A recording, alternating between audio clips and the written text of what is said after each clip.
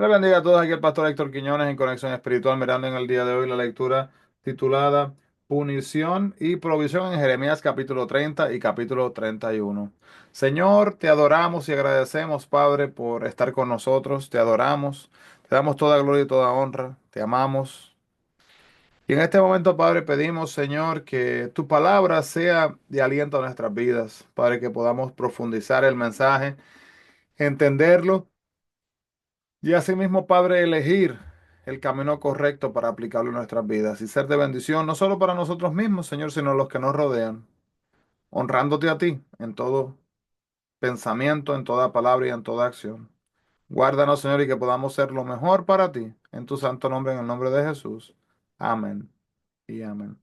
Así que, hermanos, podemos ver entonces acá que el capítulo 30 y 31. El capítulo 30 comienza, ¿verdad?, con lo que es un país regañado y el 31 es un pacto renovado.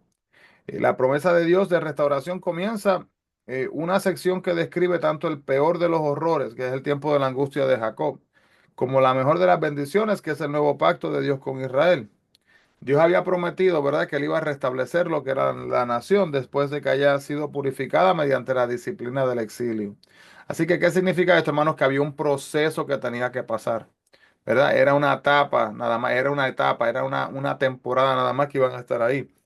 Como señal de su promesa, ordena a Jeremías que compre un terreno que pronto pertenecía a los conquistadores de Babilonia, iba a pertenecer a ellos.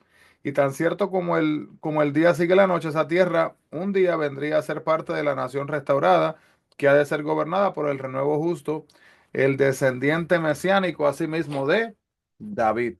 Así que mire eso, hermanos. Usted se imagina comprar una tierra que, aunque usted la posee en este momento, luego sabe que le va a corresponder a alguien más y a alguien más y a alguien más, pero la promesa de la profecía de que le iba a terminar correspondiendo a sí mismo a David. Podemos entonces ver que los capítulos 30 y los capítulos 31 muestran que Jeremías habló de esperanza y de consuelo, así como de problemas y de calamidades. El pueblo sería restaurado algún día en su tierra y Dios haría así mismo un pacto nuevo para reemplazar el que ellos habían quebrantado.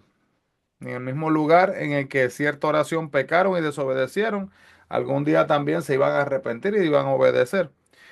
Al igual que Isaías, Jeremías asoció los hechos del futuro cercano y del futuro lejano. Leer esas profecías es como mirar varios picos montañosos en una cordillera. Desde la distancia parecieran estar unidos, cuando en realidad los separan varios kilómetros. Jeremías presenta sucesos cercanos y distantes como si todos fueran a suceder muy pronto. Si vemos el cautiverio, ¿verdad? Podemos decir que el día futuro, cuando Cristo reinará por siempre, ¿verdad? Llega después de haber pasado ese tiempo de cautiverio. El lenguaje médico que se presenta en el capítulo 30 del 12, 13 y el 17 nos transmite la idea de que el pecado es algo mortal. Ser bueno o religioso no lo puede curar. Tenga cuidado, hermano, de no depositar su confianza en curas infractuosas, mientras que su pecado se extiende y provoca el dolor. Hermano, ser bueno no lleva a nadie al cielo. Dar dinero a los necesitados no lleva a nadie al cielo. Darle dinero a la iglesia, donar dinero a la iglesia, no lleva a nadie al cielo.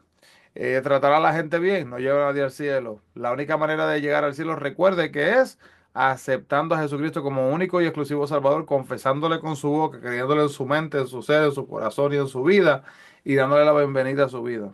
Después de tener esta experiencia, de tomar esta decisión, eso va a querer guiar y cambiar su modo de ser con la gente, ¿verdad? Pero esas acciones no son las que nos llevan al cielo. La única manera de que podamos tener acceso al cielo, hermano, es como hizo el ladrón que estaba al lado de Jesús en la cruz. Él reconoció que había algo especial en Jesús. Y eso nos toca hacer a nosotros así mismo y arrepentirnos de nuestras faltas. Podemos ver también acá que en el capítulo 30:15, Judá protestó por su castigo, aun cuando el pecado que le originó era escandaloso. Sin embargo, el castigo es una oportunidad para crecer, porque nos da conciencia de las consecuencias del pecado. Y el pueblo debió haberse preguntado cómo podían beneficiarse de sus errores. En el próximo momento, hermanos, quizás de nuestras vidas, ¿verdad? Que surja una situación donde sea lo que aparentemente sea un castigo, una situación difícil, vamos a hacernos la pregunta, ¿qué quiere Dios que yo aprenda de este incidente? ¿Qué quiere Dios que yo aprenda de este momento? Porque sabe que, hermanos, Dios quiere darle a usted, me quiere dar a mí una enseñanza. Y si yo no recibo la enseñanza, me va a tocar otra situación para tener que aprender esa misma enseñanza. Así que ojo con eso. El capítulo 30 18, esta profecía de la reconstrucción de Jerusalén no se cumplió en su totalidad por la obra de Esdras, Nehemías ni Zorobabel. La ciudad se reconstruyó después del cautiverio, pero la restauración final ocurrirá cuando todos los creyentes se reúnan en el reino de Cristo. Y esto iba a incluir edificios, como dice el capítulo 30 18, personas, el versículo 19, y también gobernantes, como dice el versículo 21.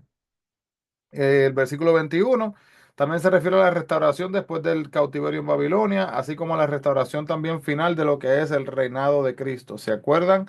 Hemos mencionado esto en algunas ocasiones en estos videos, ¿verdad? Que en el libro de Isaías, Jeremías, estamos viendo profecías.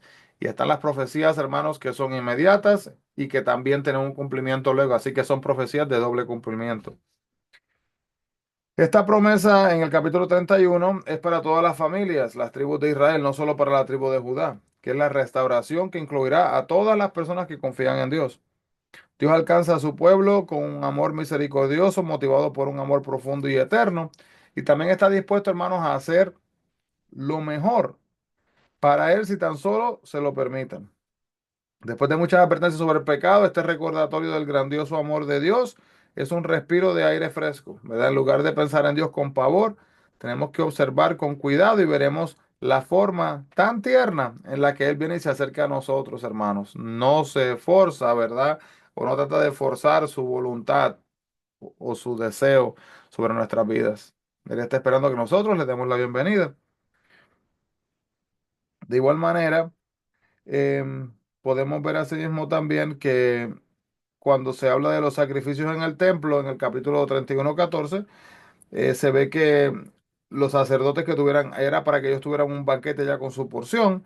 También es un símbolo de vida y de prosperidad, como dice el Salmo 36, versículo 8, am, Isaías 55, versículo 2. Y también cuando Raquel, la esposa favorita de Job, era la madre simbólica de las tribus del norte, que los asirios llevaron al cautiverio, se describe a Raquel llorando por los cautivos en Ramá, un lugar de escala en camino a la deportación. Y este versículo se cita en Mateo también capítulo 2 versículo 18 para describir la tristeza de las madres de Belén cuando asesinaron a sus hijos varones.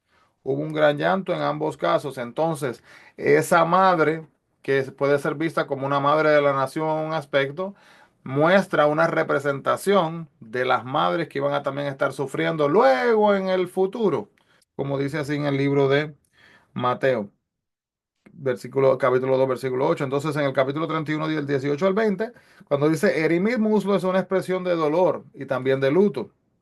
Efraín era una de las tribus más grandes del reino del norte, y si bien cayó en los pecados más degradantes, Dios todavía amaba al pueblo, un remanente se volvería a Dios y arrepintiéndose de sus pecados, y él lo perdonaría. Dios lo sigue amando a pesar de lo que ha hecho, y lo perdonará, así mismo también si vuelve a sí mismo a él. Entonces el pueblo trató de echarle la culpa al juicio de Dios por los pecados que sus padres cometieron. Y sin duda el pecado de una persona afecta a otros, pero todas las personas se les responsabiliza por el pecado de sus vidas. ¿Y qué excusas utiliza por sus pecados? Dios escribiría sus leyes en los corazones en vez de escribirlas en tablas de piedra, como hizo con los 10 mandamientos. En el capítulo 17, versículo 1, cuando dice sus pecados se grabaron en sus corazones, por lo tanto, la anhelaban más que todo la desobediencia. Y este cambio, hermanos, parece describir una experiencia muy similar al nuevo nacimiento, en el que Dios es el que toma la iniciativa. Cuando entregamos la vida a Dios, Él, por su Espíritu Santo, nos pone en nosotros el deseo de obedecer, no el deseo de desobedecer. De igual manera, Dios tiene el poder de abolir las leyes de la naturaleza y eliminar asimismo aún estas cosas de su pueblo, pero no hará ninguna de estas cosas en este momento, sino que esto no es una predicción, sino es una promesa. De esta manera Dios expresa, así que no, como no abolirá las leyes de la naturaleza, tampoco va a rechazar a Israel. Nada de esto va a suceder. Entonces, estos puntos destacan, perdón, lo que son los límites de Jerusalén, restaurada en los días de Nehemías, Gareb y Goa, que son desconocidos, y el valle de los cuerpos muertos y de la ceniza es tal vez el valle del hijo de Hinnom, donde se sacrifican niños en cultos, asimismo también paganos. Así que, hermanos, entender que en medio de las situaciones tenemos que recordar que estamos pasando por un proceso. Y ese proceso, nosotros elegimos si nos va a ayudar a que nos acerquemos a Dios o nos vamos a alejar de Dios. Eso está en nosotros. Nuestra actitud, nuestras acciones y la manera en que procesamos a sí mismo lo que estamos escuchando. Señor, te adoramos, te agradecemos a sí mismo, Padre, por la oportunidad que nos permites de estar aquí reunidos, así mismo estudiando tu palabra. Señor, ya vamos por este libro de Jeremías, Señor, y ya casi, casi, Señor, 4 meses que llevamos, Señor, este año, 3 meses, hasta llegar a diciembre, cuando ya con tu ayuda habremos terminado así mismo, cubierto la Biblia completa. Te pedimos, Padre, que todas estas lecturas, este estudio haya sido de edificación para nuestras vidas, Padre, y que nunca sea parte de nosotros. Y que podamos asimismo honrarte como lo mereces, de acuerdo a lo que tu palabra dice, en el nombre de Jesús, mi Cristo. Te adoramos. Amén y amén. Así que Dios les bendiga grandemente a todos, hermanos. No se olviden, busquemos la presencia del Señor. Bendiciones.